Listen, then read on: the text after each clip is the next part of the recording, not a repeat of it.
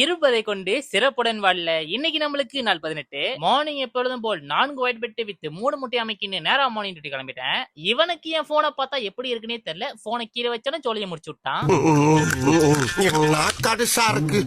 ஆஸ்பத்திரி ரொட்டியெல்லாம் இப்படித்தான் இருக்கும் போல் இருக்கு. பண்றதையும் பண்ணிட்டு ஒண்ணுமே நடக்காத மாதிரி சாப்பிட்டு இருக்கான் பாத்தீங்களா.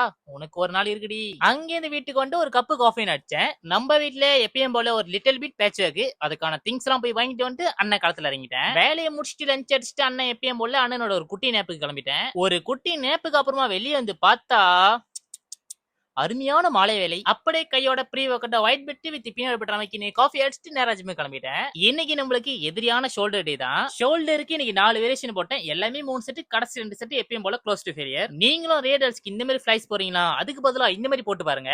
ரேடர்ஸ் நல்லா ஃபீல் பண்றத நீங்களே நல்லா ஃபீல் பண்ணுவீங்க. அங்கே இந்த வீட்டுக்கு வந்து போஸ்ட் ஒர்க் மீல் அடிச்சுட்டு நீங்க டேவை முடிச்சிட்டேன். நாளைக்கு பார்ப்போம்.